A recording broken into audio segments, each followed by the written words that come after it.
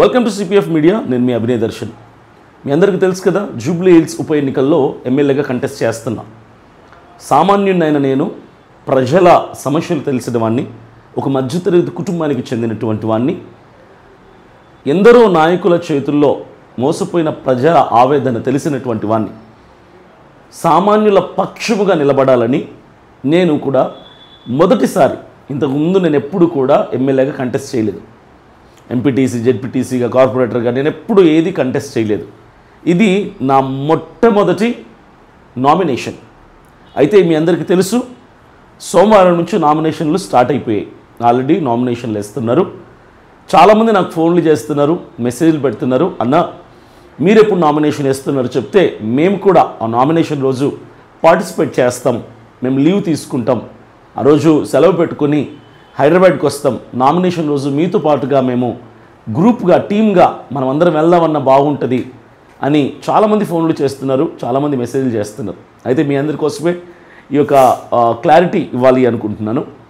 17వ తారీఖున నేను నామినేషన్ వేయబోతున్నా. అంటే ఈరోజు 15 డేట్, ఎల్లుండి 17వ తారీఖున అంటే శుక్రవారం, ఫ్రైడే అభినయ్ దర్శన్ అనే నేను జూబ్లీ హిల్స్ ఉప ఎన్నికలకు సంబంధించినటువంటి నామినేషన్ని వేయబోతున్నాను. డేట్ గుర్తుపెట్టుకోండి, 17వ తారీఖున నేను నామినేషన్ వేయబోతున్నాను. అది శుక్రవారం. కరెక్ట్గా ఇంకొక రోజు గ్యాప్ ఉంది. ఎల్లుండి రోజునే నేను నామినేషన్ వేయబోతున్నాను. అయితే నేను అందరినీ కూడా రిక్వెస్ట్ చేస్తున్నా, మన సిపిఎఫ్ మెంబర్స్ అయితేనేంటి, సిఎండిఎఫ్ మెంబర్స్ అయితేనేంటి, ఇక మిగిలిన వారందరూ కూడా, ప్రతి సామాన్యుడు కూడా అభినయ్ దర్శన్ అని నాకు సపోర్ట్గా నిలబడాలి, అన్నకి మేము సపోర్ట్ చేయాలి, అన్నంటే మాకు అభిమానం అని ఎవరైతే అనుకుంటున్నారో మీరందరూ కూడా హైదరాబాద్లో బంజారా హిల్స్ TV9 ఆఫీస్కి ఆపోజిట్లో ఉన్నటువంటి RO దగ్గర మేము నామినేషన్ వేయాల్సి ఉంది శుక్రవారం. కాబట్టి మీ అందరికీ ఇదే నా ప్రేమపూర్వక ఆహ్వానం.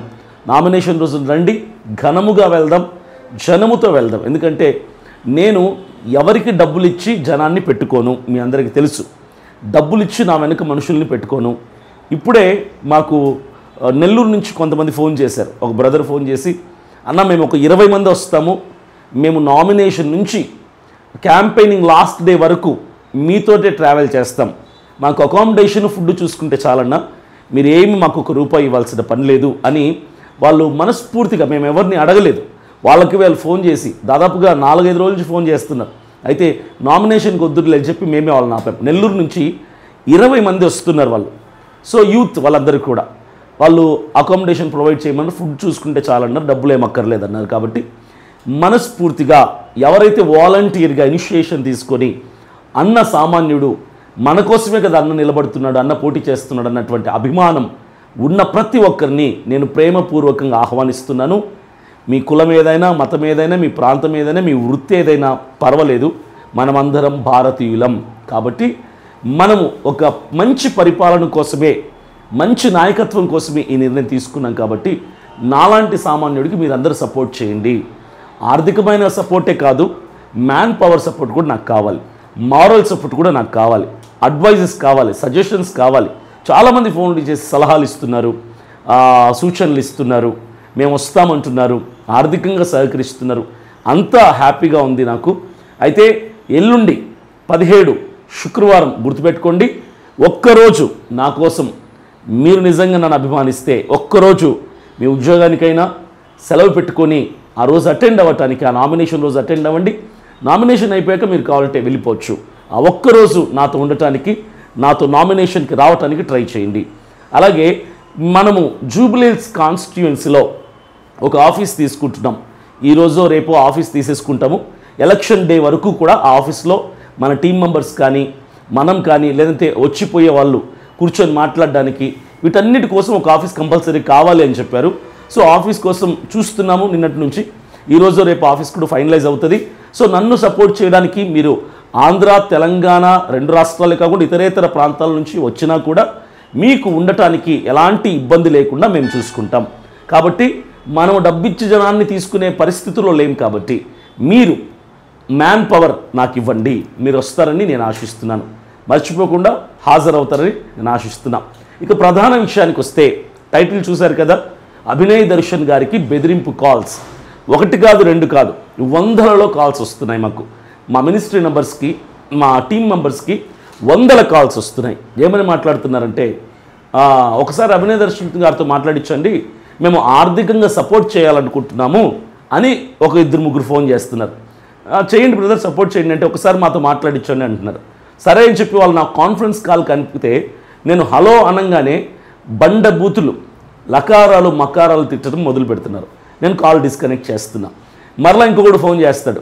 నైట్ ఒకటి ఫోన్ చేశాడు, నేను పలానా ఏరియా నుంచి ఫోన్ చేస్తున్నాను, నేను జూబ్లీహిల్స్ కాన్స్టిట్యుయెన్సీలోనే ఉంటాను, నేను అభినయ్ దర్శన్ గారికి హార్డ్ కోర్ ఫ్యాన్ని, హార్డ్ కోర్ క్రిస్టియన్ని, మేము 50 మంది మేము ఆయనతో పాటు ఉండాలనుకుంటున్నాము అని ఒకటి చెప్పాడు. అభినయ్ దర్శన్ గారితో కాన్ఫరెన్స్ కలపండి అంటే నాకు కాన్ఫరెన్స్ కలిపితే నైట్ నేను మాట్లాడితే అతను అన్నాడు, మీరు ఎక్కడున్నారు చెప్పండి, మీ దగ్గరికి వచ్చి మాట్లాడతాం 50 మంది కూడా అని నా అడ్రస్ అడుగుతున్నాడు. నాకు సపోర్ట్ చేయడానికట 50 మంది వచ్చి ఫస్ట్ నాతో మాట్లాడతారట. ఇవన్నీ ఒకటి కాదు, రెండు కాదు, నంబర్ ఆఫ్ కాల్స్.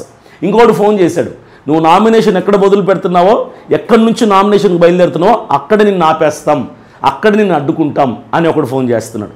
నామినేషన్ ఎలా వేస్తావో చూస్తాం రా నువ్వు అని ఇంకొకడు. నా మీద ఎందుకు ఇంత ద్వేషము, ఇంత కుట్ర పన్నుతున్నారు నాకు అర్థం కావట్లా. అసలు ఎందుకు చేస్తున్నారు, వీళ్ళ వెనకలు ఎవరున్నారు, ఖచ్చితంగా బయటకు వస్తాయి. కాబట్టి క్యాంపెయినింగ్ నామినేషన్ రోజు వీళ్ళు చాలా ప్లాన్స్ చేస్తున్నారు, నన్ను ఆపడానికి కావచ్చు, దాడులు చేయడానికి కావచ్చు. మరి ఎందుకు నాకు అర్థం కావట్లా, ఎందుకు వీళ్ళు ఇంత భయపడిపోతున్నారు నాకు అర్థం కావట్లా. నేను ఏ మతాన్ని, ఏ కులాన్ని, ఏ వర్గాన్ని తిట్టిన వ్యక్తిని కాదు, ఏ గ్రంథాన్ని తిట్టిన వ్యక్తిని కాదు. అందరూ సమానమే, మనిషిని మనిషిగా చూద్దాం, మనిషికి మతం అనే ట్యాగ్ వేయద్దు అని ప్రేమగా చెప్పే వ్యక్తిని నేను. ఈరోజు నా మీద కూడా ద్వేషంతో వీళ్ళు బెదిరింపులు చేస్తూ, నామినేషన్ ఎట్లా వేస్తావు చూస్తాం, ఎలా వెళ్తావు చూస్తాం, నిన్ను ఆపడం మాకు ఎట్లా తెలుసో అని రకరకాలుగా ఫోన్లు చేసి బెదిరిస్తున్నారు. కానీ నేను ఆ బెదిరింపులకి భయపడేవాడిని కాదు. బెదిరింపులకు భయపడేవాడిని అయితే ఇంత డేరింగ్ స్టెప్ తీసుకునేవాడిని కాదు. డేరింగ్ స్టెప్ తీసుకున్నానంటే దానికి కారణం ఒకటే, నా దేవుడు నా పైన ఉన్నాడు, నా ప్రజలు నా వెనకున్నాడు. మీరందరూ నా కోసం ప్రార్థనలు చేయండి, మీరందరూ కూడా ప్రార్థనలు చేయండి. క్షేమంగా నామినేషన్ వెయ్యాలని, నామినేషన్ సక్సెస్ అవ్వాలని, ఎలాంటి గొడవలు, గందరగోళాలు, కొట్లాటలు లేకుండా సక్సెస్ఫుల్గా నామినేషన్ వేసి రేపు నెల నవంబర్ 9వ తారీఖు వరకు క్యాంపెయినింగ్లో ఎలాంటి అలజడలు, ఇబ్బందులు లేకుండా క్యాంపెయినింగ్ కూడా జరగాలని, ఎలక్షన్ అయిపోయే వరకు ఎలాంటి ఇబ్బందులు, ఆటంకాలు కలగకూడదని మీరందరూ నా కోసం ప్రార్థన చేయండి. వందల కాల్స్ బెదిరిస్తున్నారు నన్ను, నా ఫ్యామిలీ మెంబర్స్ భయపడిపోతున్నారు, నాతో ఉన్న టీం వాళ్ళు భయపడిపోతున్నారు. కానీ నేను మాత్రం భయపడటం లేదు. నా ఫ్యామిలీ మెంబర్స్ అయితే వెనక్కి వచ్చేసేయమంటున్నారు, మనకెందుకు ఎలక్షన్స్, అవసరమా ఇంత రిస్క్ చేసి, ఇంత మాటలు పడ్డం అవసరమా అని మాట్లాడుతున్నారు. కానీ నేను ఒకటే చెప్పాను, నా దేవుని కొరకు నేను నిలబడుతున్నా, సామాన్య ప్రజల కొరకు నేను నిలబడుతున్నా. సామాన్యుడి కష్టం ప్రభుత్వాన్ని దృష్టికి తీసుకెళ్ళటానికి ఒక సామాన్యుడిని నేను నిలబడుతున్నా. ఇలాంటి పోరాటంలో ఏది జరిగినా దానికి నేను సిద్ధమే తప్ప భయపడి వెనకడుగు మాత్రం నేను వేసేవాడిని కాదు. మీ అందరికీ బాగా తెలుసు, నా దగ్గర ఆస్తులు, అంతస్తులు, పెట్టుబడులు లేకపోవచ్చు, కానీ నా ధైర్యమే నా పెట్టుబడి, నా ధైర్యమే నాకు భరోసా. కాబట్టి నేను 17వ తారీఖు నామినేషన్ వేస్తున్నాను. అందరూ రండి, కనీసం 100 మందితో నేను వెళ్ళాలనుకుంటున్నా. అది కూడా మీకు మీరుగా వాలంటీర్స్గా వస్తే నేను డబ్బులు ఇచ్చేవన్నీ పెట్టుకోను. కాబట్టి రండి, ప్రేమపూర్వకంగా నేను ఆహ్వానిస్తున్నా. మరొక ప్రాముఖ్యమైన విషయం, నేను ఇప్పటి వరకు ఇండిపెండెంట్ అభ్యర్థిగా కంటెస్ట్ చేద్దాం అనుకున్నా. అయితే మొన్న చూశారు కదా, పోలీస్ కేసు ఒకటి అయింది నా మీద. ఇప్పుడు ఆర్ఓ గారే నా మీద కేసు పెట్టారు కాబట్టి ఆయనకు ఒక అభ్యంతరం వలన ఇప్పుడు ఆర్ఓ గారికే మనము సబ్మిట్ చేయాలి నామినేషన్ పేపర్స్. సో ఇండిపెండెంట్ అభ్యర్థిగా మనం నామినేషన్ పేపర్స్ ఇవ్వడానికి వెళ్ళినప్పుడు సో అక్కడ మన నామినేషన్ పేపర్స్ రిజెక్ట్ చేసే అవకాశం ఎక్కువగా ఉంటుంది. కాబట్టి ఒక పార్టీ వాళ్ళు ముందుకు వచ్చారు. ఆ పార్టీ పేరు భరోసా. ఈ భరోసా పార్టీ కూడా ఒక సామాన్యుడు ప్రారంభించినటువంటి పార్టీ. ఒక సామాన్యమైన వ్యక్తి, నాలాంటి సిద్ధాంతాలు, నాలాంటి ఆలోచన విధానం, నాలాంటి మనస్సు, నాలాంటి ఆలోచనలు కలిగినటువంటి ఒక సామాన్యుడు రిజిస్టర్ చేసినటువంటి పార్టీ భరోసా పార్టీ. ఇది నేషనల్ పార్టీ. మొన్న నేను బంజారా హిల్స్ పోలీస్ స్టేషన్లో ఉన్నప్పుడు ఈ పార్టీకి సంబంధించిన వాళ్ళే నాకు తోడుగా వచ్చారు. నన్ను క్షేమంగా అక్కడి నుంచి తీసుకొని వచ్చారు పోలీస్ వాళ్ళతో, డిపార్ట్మెంట్ వాళ్ళతో మాట్లాడి. సో వీళ్ళు అన్నారు, మీరు ఇండిపెండెంట్గా చేయటం కంటే మా సిద్ధాంతం మీ సిద్ధాంతం ఒకటే కాబట్టి మన పార్టీ తరపున చేస్తే మీకు కొంచెం వెయిట్ ఉంటుంది, నామినేషన్ వేసినప్పుడు కూడా కొంచెం రెస్పెక్ట్ ఉంటుంది. ఇండిపెండెంట్గా వెళ్ళి అనాథగా మీరు నామినేషన్ వేయటం కంటే ఒక పార్టీ త్రూ మీరు వెళ్తే బాగుంటుందని చెప్పినప్పుడు నిజంగా వాళ్ళ మాట తీరు, వాళ్ళ విధానం, వాళ్ళ పార్టీ సిద్ధాంతాలు, వాళ్ళ ఆలోచనలు నాకు నచ్చాయి. ప్రజల కోసం, పేద ప్రజల కోసం, విద్య, వైద్యం, పేదరికం నిర్మూలన, ఇవన్నీ అంశాలు వాళ్ళవి నాకు నచ్చాయి. కాబట్టి నేను ఆలోచించిన తర్వాత అవును, ఒంటరిగా అనాథగా పోటీ చేయటం కంటే మనకు అనుకూలంగా మన సిద్ధాంతాలతో ఒక పార్టీ ఉంది కదా, ఈ నామినేషన్ ఈ పార్టీ తరపున మనం ఎందుకు వేయకూడదు? మంచి వ్యక్తులు, సామాన్యుడు ఆయన పాపము, పేదవాడు ఒక పార్టీని రిజిస్టర్ చేసి ప్రజలకు ఏదో చేయాలని ఆశపడుతున్న వ్యక్తి కదా, మనం ఎందుకు ఈ పార్టీ ద్వారా వెళ్ళకూడదని ఆలోచన చేసి నిన్నటి రోజున నిర్ణయం తీసుకొని పార్టీలో వాళ్ళు ఇన్వైట్ చేశారు, ఆహ్వానించారు, వాళ్ళ కండువా నాకు వేశారు. సో భరోసా పార్టీ తరపున నేను ఇప్పుడు కంటెస్ట్ చేస్తున్నా, భరోసా పార్టీ తరపున నేను ఇప్పుడు నామినేషన్ వేస్తున్నా. ఆ పార్టీ తరపునే క్యాంపెయినింగ్ అంతా జరుగుతుంది, ఆ పార్టీ తరపునే ఎలక్షన్ వరకు నేను ముందుకెళ్తాను. తర్వాత ఇక ఏంటి అన్నది మనం ఆలోచిద్దాం. సో మీరందరూ కూడా చేతులెత్తి, 2 చేతులెత్తి జోడించి ప్రాధేయపడుతున్నా, మీరందరూ కూడా నా కోసం ప్రార్థన చేయండి. నాకు ఎలాంటి ఇబ్బందులు, ఎలాంటి ఒడిదుడుకులు, ఎలాంటి దాడులు, ఎలాంటి కుట్రలకి నేను గురవ్వకుండా, బలవ్వకుండా, ఎలాగైతే క్షేమంగా కడప నుంచి హైదరాబాద్కు వచ్చానో అలాగే క్షేమంగా ఎలక్షన్ క్యాంపెయినింగ్ ముగించుకొని నేను తిరిగి మరలా నా గృహానికి చేరుకోవాలని మీరందరూ ప్రార్థన చేయండి. మరి ప్రాముఖ్యంగా నన్ను ఎవరైతే టార్గెట్ చేసి శత్రువులు నన్ను భయపెట్టాలని మాట్లాడుతున్నారో, ఇంకొకడు ఫోన్ చేశాడు, ఎన్ని కోట్లు వచ్చింది నీకు అని అడుగుతున్నాడు. మీకు అక్కడ కనిపిస్తుంది కదా, కింద క్యూఆర్ కోడ్ కనిపిస్తుంది, ఫోన్పే నెంబర్ కనిపిస్తుంది. బ్యాంకుకి వెళ్ళండి, బ్యాంకుకి వెళ్ళి ఈ అకౌంట్కి ఎన్ని డబ్బులు వచ్చాయని అడగండి. కోట్లు వచ్చాయా? మేము ఉంటున్న అకామిడేషన్ ఎలా ఉందో తెలుసా? మేము ఒక చాప మీద పడుకుంటున్నాం. ఎందుకంటే మీరు పంపిస్తున్న ఒక్కొక్క రూపాయి చాలా విలువైంది. ఆ ఒక్కొక్క రూపాయి వేస్ట్ చేయకూడదని చెప్పి చూసి జాగ్రత్త ఖర్చు పెట్టుకుంటున్నాం. ఖచ్చితంగా ఒకరోజు ఈ వీడియో కూడా పెడతాం. మేము ఉదయం లేచిన దగ్గర నుంచి ఎక్కడ తింటున్నాం, ఎక్కడ పడుకుంటున్నాం, ఎక్కడ తిరుగుతున్నాం, ఏ కారులో వెళ్తున్నాం అని మీకు అంతా కూడా ఒకరోజు ఒక డే ఆ టూర్ మీకు వీడియో పెడతాను నేను, మీరు చూడండి, మీకు అర్థమవుతుంది. సో నాకు మీరు పంపించే ప్రతి రూపాయి చాలా వాల్యుబుల్, చాలా విలువైంది.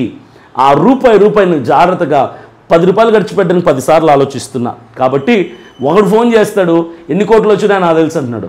కోట్లు వస్తే బ్యాంకుకి వెళ్ళి ఆ స్టేట్మెంట్ తీసుకొనిరా, నా బ్యాలెన్స్ చూపించు, ఎన్ని కోట్లు వచ్చాయో ప్రజలకు చూపించు, అర్థమవుతుంది కదా. సో రకరకాల కాల్స్ వస్తున్నాయి. ప్రజలారా, నా శత్రువులకి, నన్ను ద్వేషిస్తున్న వాళ్ళు ఒకటే చెప్తున్నా, నాకెవ్వరు శత్రువులు లేరు. నాకు ఏ మతస్థుడైనా, ఏ వర్గపు మనుషులైనా, ఏ కులమైనా అందరూ సమానమే. నేను బేసిక్గా మొట్టమొదటిగా నేను ఇండియన్, ఐఆమ్ ఇండియన్, నేను ఒక భారతీయుణ్ణి. అందరూ భారతీయుల్ని నేను సమానంగా ప్రేమిస్తాను. ఒక మతం, ఒక వర్గం, ఒక కులం అన్నటువంటి ద్వేషాలు, భేదాభిప్రాయాలు నాకు ఎప్పుడూ కూడా లేవు. నేను గతంలో కానీ, ఎప్పుడూ కానీ, ఎక్కడా కానీ, ఏ బహిరంగ వేదిక మీద కానీ, ఏ 4 గోడల మధ్యలో కానీ ఒక మతాన్ని, ఒక గ్రంథాన్ని కించపరిచిన వాడిని కాదు, దూషించిన వాడిని కాదు. నాకు అందరూ సమానమే, మనుషులంతా సమానమే, మనమందరం మనుషులం, మనిషిని మనిషిగా ప్రేమిద్దాం అన్నటువంటి సిద్ధాంతం కలిగినటువంటి వ్యక్తిని నేను.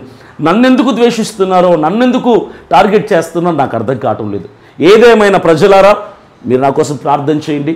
నా వెనక దేవుడున్నాడు, దేవుడు నియమించిన ప్రజలు మీరందరూ నా కోసం ఉన్నారు. మీరందరూ ప్రార్థన చేయండి, సహకరించండి, ప్రోత్సహించండి, నన్ను ముందుకు తీసుకెళ్ళండి. ప్రేమతో మనవి చేస్తున్నాను. Thank you.